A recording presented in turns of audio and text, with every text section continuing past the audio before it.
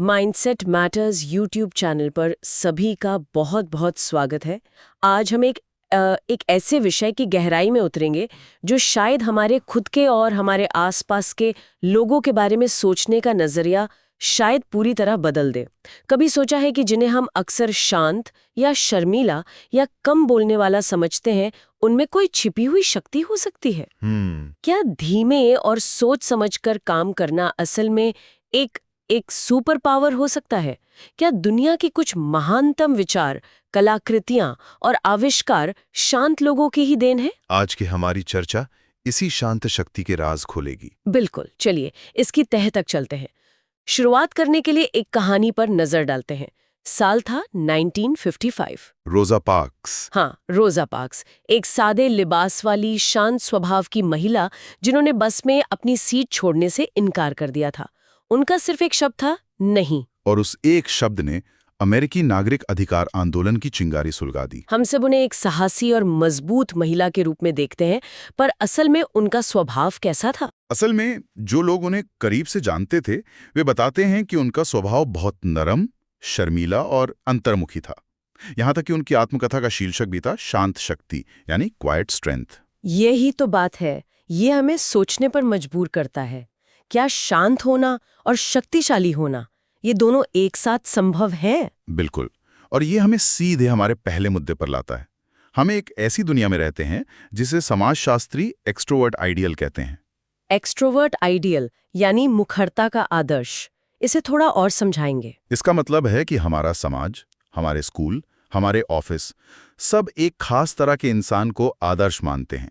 वो इंसान जो बहुत मिलनसार हो, जो तुरंत जवाब दे, जो ग्रुप में रहना पसंद करे। हाँ, जो सबका ध्यान अपनी ओर खींच सके। हम ऐसे व्यक्ति को सराहते हैं जो सोचने से ज्यादा करने में, सावधानी से ज्यादा जोखिम उठाने में विश्वास रखता हो। ये तो मैंने भी महसूस किया है। जैसे ऑफिस की मीटिंग में जो सबसे ज्यादा बोलता है, अक्सर उसी के आइडिया को सबसे अच्छा मान लिया जाता है। बिल्कुल, भले ही ये कमरे में बैठा कोई शांत सहकर्मी उससे कहीं बेहतर समाधान सोच रहा हो। सही बात है। और देखिए, स्टडीज भी यही दिखाती हैं। ज्यादा बोलने वाले लोगों को अक्सर ज्यादा बुद्धिमान, ज्यादा आकर्षक और बेहतर दोस्त तक मान लिया जाता है। भले ही ज्यादा बोलने और अच्छे विचारों के बीच कोई सीधा संबंध हो ही ना। कोई संबंध नहीं है। और इसका दूसरा पहलू यह है कि अंतर्मुखता, मतलब इंट्रोवर्शन, और इससे जुड़े गुण जैसे संवेदनशीलता, गंभीरता, शर्मीलापन। हाँ, शर्मिलापन, इन सबको एक कमी या कभी-कभी तो एक बीमारी के तौर पे देखा जाता है। हाँ, बचपन से ही अंतर्मुखी बच्चों को कहा जाता है, अरे अपने खोल से बाहर आओ। बिल्कुल, ये समझे बिना कि कुछ लोगों के लिए उनका वो खोल ही उनकी स्वाभाविक शरणस्थली है, जहाँ वो रिचार्ज होते हैं। तो फिर ये समझना बहुत जरूरी हो जाता है कि अंतर्मुखी और बहिर्मुखी होने का असल मतलब क्या है। ये सिर्फ शर्मीला या मिलनसार होना तो नहीं है। नहीं, बिल्कुल नहीं। इसका मुख्य अंतर बाहरी उत्तेजना, मतलब स्टिम्युलेशन के प्रति हमारी प्रतिक्रिया से है। अच्छा। अंतर्मुखी लोगों को कम उत्तेजना वाले माहौल में सही महसूस होता है, जैसे किसी करीबी दोस्त के साथ बैठकर बात करना, कोई पहेली सुलझाना या किताब पढ़ना। मतलब वे अपनी ऊर्जा अकेले रहकर रिचार्ज करते हैं। हाँ, और बहिर्मुखी, उन्हें ज्यादा उत्तेजना वाले कामों से ऊर्जा मिलती है, जैसे नए लोगों से मिलना, पार्टी करना या तेज संगीत सुनना।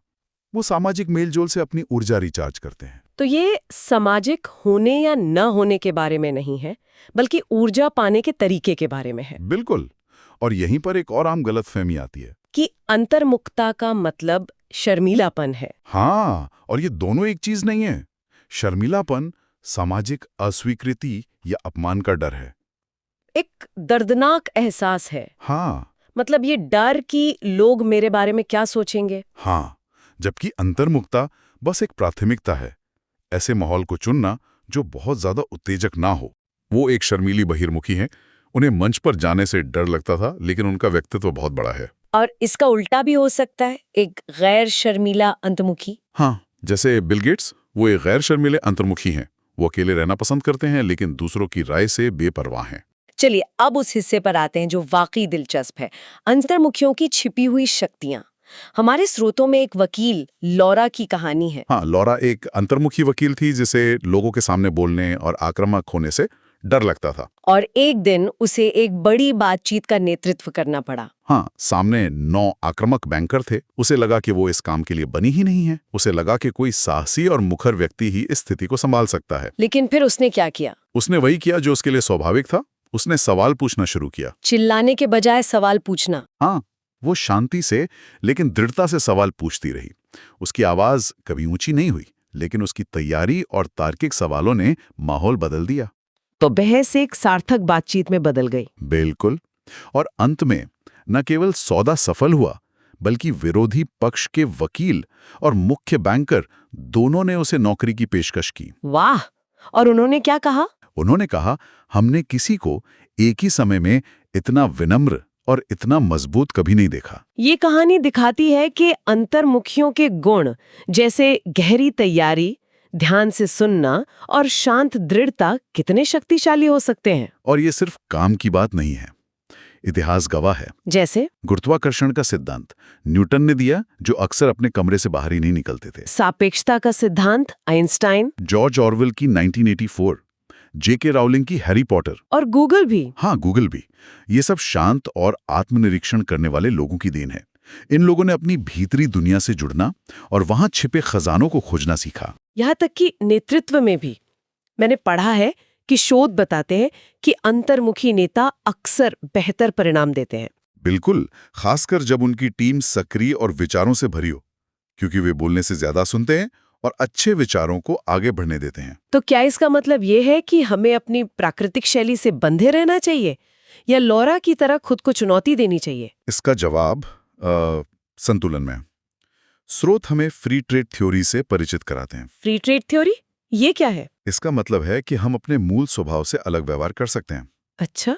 हाँ, पर केवल उन कामों के लिए जिन्हें हम जरूरी समझते हैं, उन लोगों के लिए जिनसे हम प्यार करते हैं, या उन मूल्यों के लिए जिनकी हम परवाह करते हैं। जैसे कोई अंतर्मुखी व्यक्ति अपनी बेटी के स्कूल में पीटीए मीटिंग में शामिल हो सकता है क्योंकि वो अपनी बेटी की परवाह करता है। बिल्कुल सही, लेकिन इसकी एक कीमत होती है, ऊर्जा। ऐसा करने के बाद अपने मूल स्वभाव में वापस लौटना जरूरी है। इसे ही पुनर्स्थापना नीशस यानी रिस्टोरेटिव नीशस खोजना कहते हैं। हाँ, ऐसी जगह या समय जहां आप फिर से खुद बन सकें। एक व्यस्त पार्टी के बाद अकेले में किताब पढ़ना एक पुनर्स्थापना नीश हो सकता है। तो कुंजी यह है कि हम अपनी सीमाओं को समझें और उनका सम्मान करें। हाँ, अपने काम और जीवन को इस तरह से व्यवस्थित करें कि आप ज्यादातर समय अपनी प्राकृतिक शक्तियों का उपयोग कर सकें, और जब जरूरत हो तभी अपने स्वभाव से बाहर कदम रखें। ये जानते हुए कि बाद में रिचार्ज करना पड़ेगा। बिल्कुल। तो आज की इस पूरी बातचीत का सार यह है कि शांत होने में एक अपार शक्ति है। हमारा समाज भले ही मुखरता को ज्यादा महत्व देता हो, लेकिन दुनिया को विचारकों, कलाकारों, वैज्ञानिकों और ऐसे नेताओं की भी उतनी ही जरूरत है जो सुनने और गहराई से सोचने की क्षमता रखते हों। खुद को किसी और के आदर्श में ढालने की जरूरत नहीं है, बल्कि अपनी अनूठी शक्तियों को पहचानने और उनका सम्मान करने की जरूरत है। और यहाँ मैं एक विचार छोड़कर जा रहा हूँ। जिस तरह हमारी दुनिया लगातार शोरगुल और तत्काल जुड़ाव के लिए डिजाइन की जा रही है, हम शांत चिंतन और आत्मनिरीक्षण के लिए जगह ना बनाकर कौन सी महत्वपूर्ण अंतर्दृष्टि और रचनात्मकता खो रहे हैं? वाओ, ये वाकई सोचने वाली बात है। और अगर आज की इस चर्चा ने आपको भी प्रेरित किया है, तो हमारे चैनल माइंडसेट मैटर्स को सब्सक्राइब करना ना भूलें। आपको इस चर्चा का कौन सा हिस्सा सबसे ज्यादा असरदार लगा, हमें नीचे कमेंट्स में जरूर बताएं। हम आपके लिए ऐसे ही ज्ञानवर्धक वीडियोस और मोटिवेशनल शॉर्ट्स लाते रहेंगे। अगली बार तक सोचते रहिए और आगे बढ़ते रहिए।